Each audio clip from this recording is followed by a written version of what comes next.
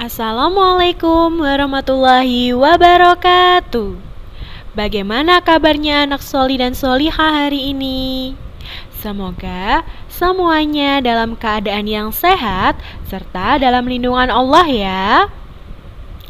Alhamdulillah kita bisa berjumpa lagi dalam video pembelajaran. Pada video ini kita akan mempelajari tematik tema 4E. Lekas siapkan buku paket tematik kalian ya. Pada video ini kita akan mempelajari tentang kerajaan Hindu-Buddha di Indonesia. Sebelum kita mulai, mari kita awali dengan membaca basmalah bersama. Bismillahirrahmanirrahim. Semoga Allah memudahkan kita untuk menyerap informasi dari video ini. Materi hari ini hanyalah sejarah kerajaan agama Hindu-Buddha di Indonesia. Karena sebelum masuknya agama Islam di Indonesia, agama yang lebih dulu masuk adalah agama Hindu dan Buddha. Baik, kita mulai pembelajarannya ya. Submateri yang akan kita pelajari ada dua. Yang pertama, benda-benda peninggalan sejarah pada masa kerajaan Hindu-Buddha dan tokoh-tokoh sejarah pada masa kerajaan Hindu-Buddha. Kita pelajari dari benda-benda dulu ya. Benda-benda peninggalan sejarah pada masa Hindu-Buddha. Yang pertama ada candi. Candi adalah bangunan yang digunakan umat Hindu-Buddha untuk pemujaan atau untuk memuliakan orang yang sudah meninggal. Bangunan candi merupakan salah satu sumber sejarah dan peninggalan dari kerajaan tertentu. Contohnya, seperti bukti peninggalan kerajaan Mataram kuno yaitu candi-candi di Pegunungan Dieng dan Candi Gedung Songo yang terletak di Jawa Tengah bagian utara. Di Jawa Tengah bagian selatan juga ada candi yang cukup terkenal, yaitu Candi Borobudur dan Candi Prambanan. Ada juga Candi Mendut, Candi Pelaosan, dan Candi Sambisari.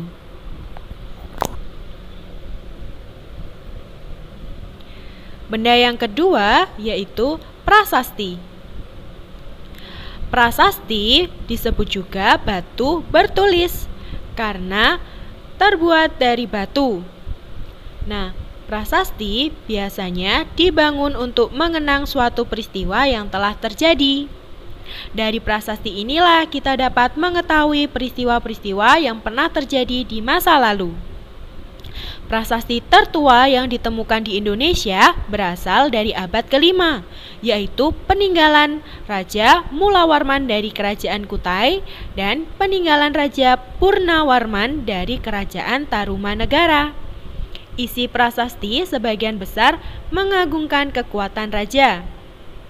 Contoh prasasti yang ditemukan di Indonesia adalah prasasti Ciaruteun. Ditemukan di tepi sungai Ciaruteun, dekat muara sungai Cisadane, Bogor. Prasasti tersebut menggunakan huruf Palawa dan bahasa Sansekerta yang terdiri atas 4 baris syair.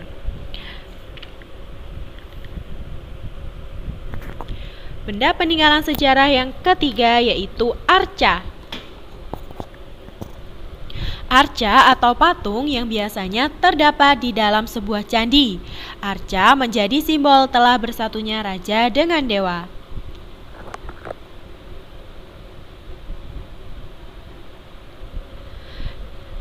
Benda peninggalan sejarah yang keempat yaitu karya sastra. Ada banyak karya sastra berupa kitab peninggalan kerajaan Hindu-Buddha yang ada di Indonesia. Masing-masing kitab ini menceritakan kisah yang berbeda-beda. Contohnya ada kitab Kakawin Baratayuda yang ditulis oleh Empu Sedah dan Empu Panuluh. Isinya menceritakan tentang kemenangan Kediri atau Panjalu atas Jenggolo. Ada juga kitab Negara Kertagama yang dikarang oleh Empu Prapanca. Kitab tersebut membuktikan adanya kerajaan Singosari. Ada juga kitab Pararaton yang menceritakan riwayat Ken Arok yang penuh keajaiban ketika menjadi raja. Submateri yang kedua yaitu tokoh-tokoh sejarah pada masa kerajaan Hindu-Buddha. Tokoh yang pertama yaitu Raja Mulawarman. Raja Mulawarman adalah raja dari kerajaan Hindu pertama di Indonesia, yaitu Kerajaan Kutai. Ia merupakan cucu dari Raja Kudungga yang dikenal sebagai raja pendiri Kerajaan Kutai. Nama Raja Mulawarman dikenal setelah ia menjadi pemimpin di abad keempat Masehi. Ia terkenal sebagai raja yang baik dan dermawan. Tokoh yang kedua yaitu Raja Purnawarman. Raja Purnawarman merupakan raja yang terkenal dari Kerajaan Tarumanegara. Raja Purnawarman memeluk agama Hindu dan menyembah Dewa Siwa. Kerajaan Tarumanegara merupakan kerajaan Hindu tertua setelah Kerajaan Kutai yang berdiri sekitar tahun 358 Masehi dan terletak di daerah Bogor, Jawa Barat.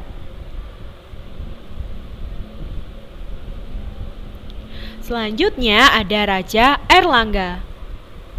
Raja Airlangga merupakan pendiri Kerajaan Kahuripan yang memerintah pada tahun 1009 sampai 1042 Masehi. Saat pertama kali naik tahta, wilayah kerajaannya hanya Sidoarjo dan Pasuruan. Namun setelah menaklukkan kerajaan lain, wilayah kekuasaan Raja Airlangga membentang dari Pasuruan, Madiun, Barat hingga Jawa Tengah. Raja Airlangga sebenarnya merupakan gelar yang diterima karena ia berhasil mengendalikan air Sungai Berantas sehingga bermanfaat bagi rakyat. Ketika sudah tua, Raja Airlangga mengundurkan diri dari pemerintahan. Ia pergi ke gunung untuk menjadi petapa. Sebagai petapa, beliau bergelar Jati Ningrat. Urusan pemerintahan diserahkan kepada kedua putranya. Tokoh berikutnya, Raja Jayabaya.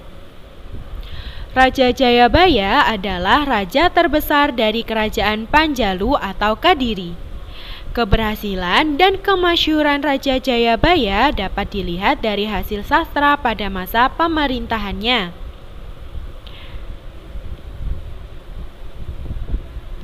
Atas perintahnya, pujangga-pujangga keraton berhasil menyusun kitab Bharatayuddha yang ditulis oleh Empu Seda dan Empu Panuluh. Nama Raja Jayabaya juga selalu dikaitkan dengan jangka Jayabaya yang berisi ramalan-ramalan tentang nasib Pulau Jawa.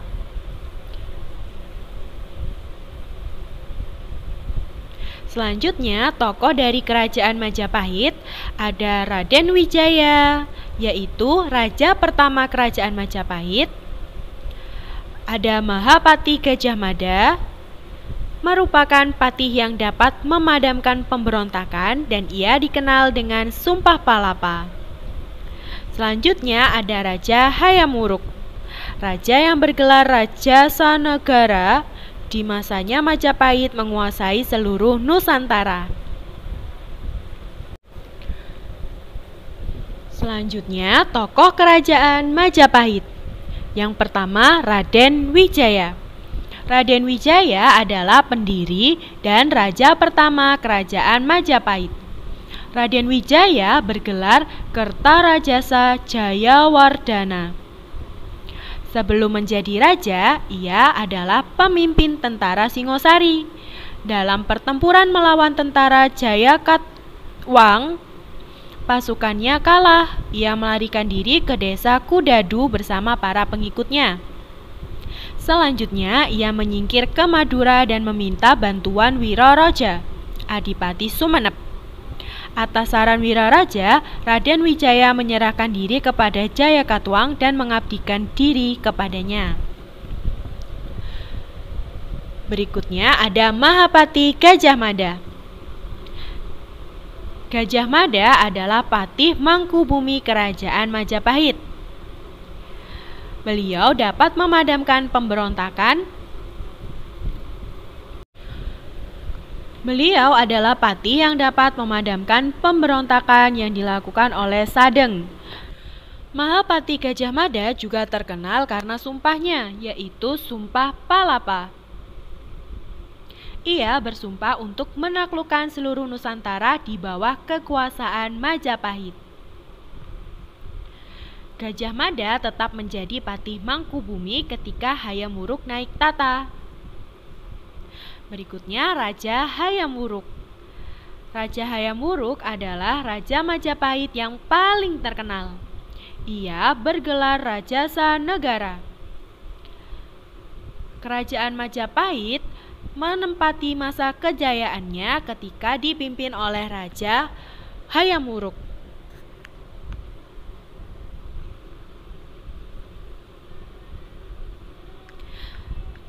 Tokoh Kerajaan Sriwijaya. Yang pertama, Raja Balaputra Dewa.